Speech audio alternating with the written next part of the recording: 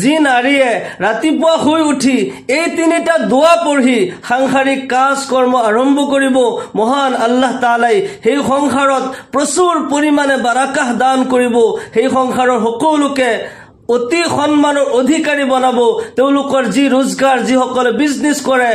ব্যৱসায় বাণিজ্য কৰে, ইনকাম কৰে, তেওঁলোকৰ ইনকামত আল্লাহ ৰব্বুল আলামিনে বৰকত দান কৰিব, তেওঁলোকক অতি সন্মানৰ অধিকাৰী বনাব। সুবহানাল্লাহ। মোৰ প্ৰিয় দিনী মা ভনীসকল, আপুনি সৰ্বপ্ৰথম টোপনিৰ পৰা উঠি বিচনাত বহিয়েই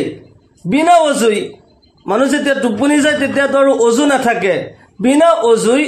আপুনি টোপনিৰ পৰা উঠাৰ দোৱাটি প্ৰথমতে পঢ়ি ল'ব, তাৰপিছত এই দোৱাটি পঢ়িব। টোপনিৰ পৰা উঠাৰ দোৱাটিও বহুতেই হয়তো নাজানে, সেইকাৰণে এই দোৱাটিও মই কৈ দিছো। আলহামদুলিল্লাহিল্লাজি আহয়ানা বা'দামা আমাতানা ওয়া ইলাইহিন নুশুৰ। সহিহ বুখাৰী শৰীফৰ ৰিৱায়াত হয়, যিজন ব্যক্তি ৰাতিপুৱা শুই উঠি টোপনিৰ পৰা উঠাৰ এই দোৱাটি পঢ়িব, আল্লাহ ৰব্বুল আলামিনে তাৰ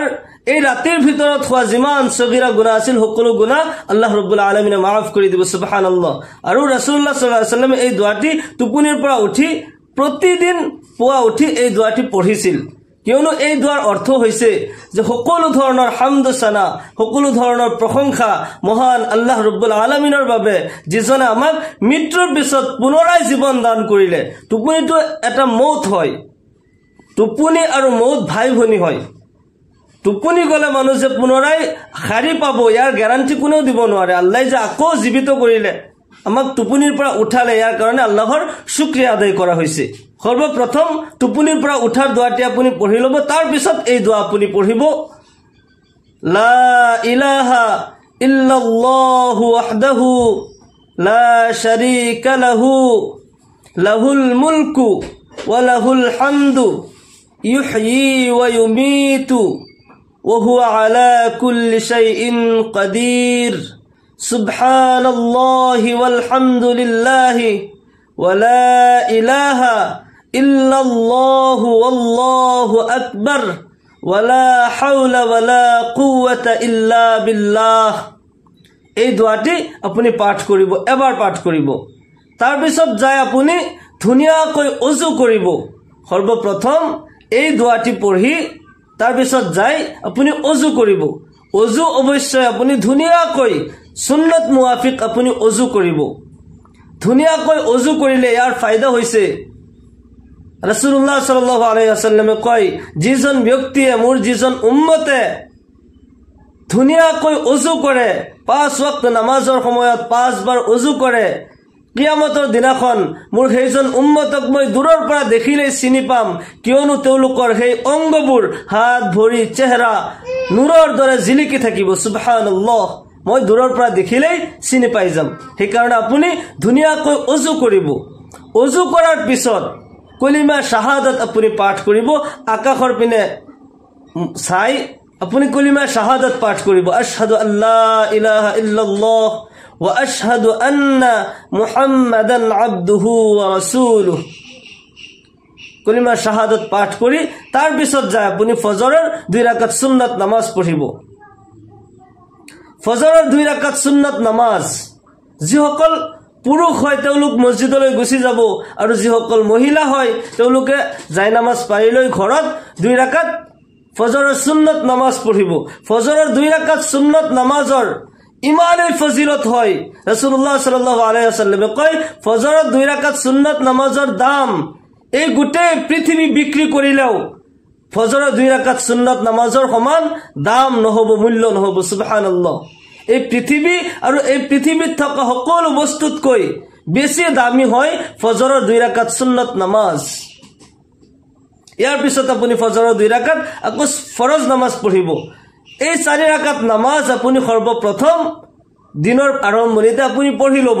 আল্লাহৰ ৰাসূল জনাব মুহাম্মদুৰ ৰাসূলুল্লাহ সাল্লাল্লাহু আলাইহি ওয়াসাল্লাম ইৰশাদ কৰে, যিজন ব্যক্তিয়ে পুৰুষ কিংবা তো মহিলা ফজৰৰ 4 ৰাকাত নামাজ আদায় কৰিলে মহান আল্লাহ তাআলাই সেইজন ব্যক্তিৰ কাৰণে জিম্মাদাৰ হৈ যায়। সুবহানাল্লাহি বিহামদিহি। সেইজন ব্যক্তিৰ কাৰণে খুদ আল্লাহ জিম্মা হয়,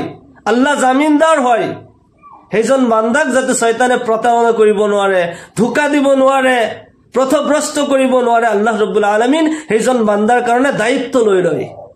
সুবহানাল্লাহ বিহামদিহি সেইকাৰণে আপুনি ফজৰৰ 4 ৰাকাত নামাজ আদায় কৰি ল'ব তাৰ পিছত কিছু তাসবিহ তাহলিল আপুনি যিবোৰ জানে সেইবোৰ পঢ়িব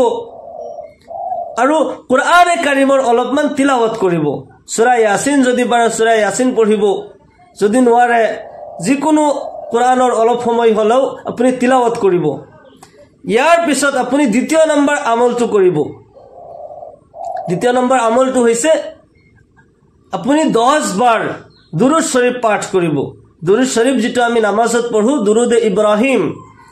আল্লাহুম্মা সাল্লি আলা মুহাম্মাদ ওয়া আলা আলি মুহাম্মাদ কামা সাল্লাইতা আলা ইব্রাহিম ওয়া আলা আলি ইব্রাহিম ইন্নাকা হামিদুম মাজিদ আল্লাহুম্মা বারিক আলা মুহাম্মাদ ওয়া আলা আলি মুহাম্মাদ كما باركت على إبراهيم وعلى آل إبراهيم إنك حميد مجيد এই দুরূদ শরীফ আপনি পঢ়িব যদি বহুত দীঘলীয়া হয় বা আপনি পঢ়িব নাজানে তেতিয়া হলে আপনি সাল্লাল্লাহু আলাইহি ওয়াসাল্লাম সাল্লাল্লাহু আলাইহি ওয়াসাল্লাম সাল্লাল্লাহু আলাইহি ওয়াসাল্লাম 10 বার পাঠ করিব 10 বার দুরূদ শরীফ পাঠ করিলে আপনি কি পাবো আল্লাহর রাসূল জনাব মুহাম্মদুর রাসূলুল্লাহ সাল্লাল্লাহু আলাইহি ওয়াসাল্লাম কয় যিজন ব্যক্তিয়ে ৰাতিপুৱা 10 বাৰ গধূলি 10 বাৰ মোৰ ওপৰত দুৰূদ পঢ়িলে ওয়াজাবাত লাহু শাফাআতি সুবহানাল্লাহ যিজন ব্যক্তিয়ে ৰাতিপুৱা আৰু গধূলি 10 বাৰ দুৰূদ শৰীফ পাঠ কৰে সেই উম্মতৰ বাবে মোৰ ওপৰত শাফাআত সুপাৰিশ কৰা ওয়াজিব হৈ যায় মই সেইজন উম্মতৰ কাৰণে কিয়ামতৰ দিনাখন সুপাৰিশ কৰিমেই সুবহানাল্লাহ অন্য রিওয়ায়াতত আহিছে রাসূলুল্লাহ সাল্লাল্লাহু আলাইহি ওয়াসাল্লামে কয় মান সাল্লা আলাইয়া সালাতান ওয়াহিদাতান সাল্লাল্লাহু আলাইহি আশরান যিজন ব্যক্তিয়ে মোৰ ওপৰত এবাৰ দুৰূদ শৰীফ পাঠ কৰিলে আল্লাহ ৰাব্বুল আলামিনে তাৰ ওপৰত 10টা ৰহমত অৱতীৰ্ণ কৰিব সুবহানাল্লাহ ইয়াৰ বাহিৰে মুখতালিফ ৰিওয়ায়াতত আহিছে ৰাসূলুল্লাহ সাল্লাল্লাহু আলাইহি ওয়াসাল্লামে কয় যিজন ব্যক্তিয়ে মোৰ ওপৰত এবাৰ দুৰূদ শৰীফ পাঠ কৰে আল্লাহ ৰাব্বুল আলামিনে তাৰ 10টা গুনাহ maaf কৰি দিয়ে 10টা মৰ্যাদা বুলন্দ কৰে আৰু 10টা ৰহমত তাৰ ওপৰত অৱতীৰ্ণ কৰে সুবহানাল্লাহ যিজন বান্দাই বেছি বেছি দুরূদ শরীফ পঢ়িব নবী সাল্লাল্লাহু আলাইহি ওয়াসাল্লামে কয় যিজন বান্দাই বেছি বেছি দুরূদ শরীফ পঢ়িব তেও মোৰ বেছি ওচৰ চাপিব মোৰ কুৰব হাসিল কৰিব সুবহানাল্লাহ মোৰ বেছি নিকটৱৰ্তী হ'ব সেই কাৰণে আপনি ৰাতিপুৱা উঠিয়েই এই আমল করিব 10 বার দুরূদ শরীফ কমসে কম 10 বার দুরূদ শরীফ আপনি পাঠ করিব মোর প্রিয় দিনী মাহফিলি সকল 10 বার দুরূদ শরীফ পাঠ করার পিছত আপনি যে কোনো কাম আরম্ভ করিব ঘর ঝাড়ু দি আছে বিছনা তুলি আছে বাসন বর্তন ধুই আছে পাক ঘরত গৈ আছে যে কোনো বস্তু আপনি ধৰিছে বা কৰবাত থৈছে আপনি প্ৰত্যেক কামৰ আৰম্ভণিত বিসমিল্লাহিৰ ৰহমানিৰ ৰহিম বিসমিল্লাহিৰ ৰহমানিৰ ৰহিম প্ৰত্যেক কামৰ আৰম্ভণিত আপনি বিসমিল্লাহ কৈ কৈ আপনি আৰম্ভ কৰিব রাসূলুল্লাহ সাল্লাল্লাহু আলাইহি ওয়াসাল্লামে কয় কুল্লু আমরিন জিবালিন লাম ইউবদা বিবিসমিল্লাহি ফাহুয়া আকতা ওয়া আজজাম প্রত্যেক ভাল কাম যিবোৰ নেকি বিসমিল্লাহ কৈ আৰম্ভ কৰা নহয় সেই কাম আধৰুৱা হয় বেবৰকত হয় আপনি যে কোনো কাম করার আরম্ভণিত যদি বিসমিল্লাহ পড়ে সেই কামত আল্লাহ রাব্বুল আলামিনে বরকত দান করিব আল্লাহ তাআলাই আপনার সেই কাম সহজ করে দিব আল্লাহর ফেরেশতার যোগেদি আল্লাহ রাব্বুল আলামিনে আপনার সেই কামত মদত করিব আপনি বিসমিল্লাহ কই যদি কোনো একটা বস্তু রাখি থয় কোনো চোর ডকাইতে সেই বস্তু নিব নোৱাৰে কিয়নো আল্লাহ ৰাব্বুল আলামিনে নিজেই সেই বস্তুক হেফাজত কৰিব প্ৰত্যেক কামৰ আৰম্ভণিতে আপনি বিসমিল্লাহ পঢ়িব এই তিনিটা আমল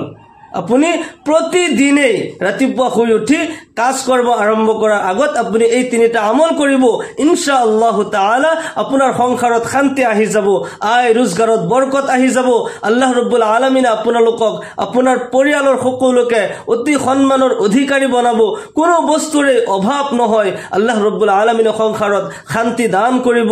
ইজ্জত দেনেৱালা আল্লাহ হয় জিল্লত দেনেৱালা আল্লাহ হয় ৰাতিক দিন কৰোতা দিনক ৰাতিলৈ পৰিব পৰিৱৰ্তন কৰোতা আল্লাহ ৰব্বুল আলামিন হয় সকলো শক্তি আল্লাহৰ হাতত হয় সেই কাৰণে আমাৰ জীৱনৰ আৰম্ভণিত দিনৰ সৰ্বপ্ৰথম দিনৰ আৰম্ভণিতে যদি আল্লাহৰ জিকিৰ আজকাৰৰ জৰিয়তে মসনুন দুআৰ জৰিয়তে যদি দিন আৰম্ভ কৰো নিশ্চয় আল্লাহ ৰব্বুল আলামিনে সেই দিন শুভময় কৰি দিব ভাল কৰিব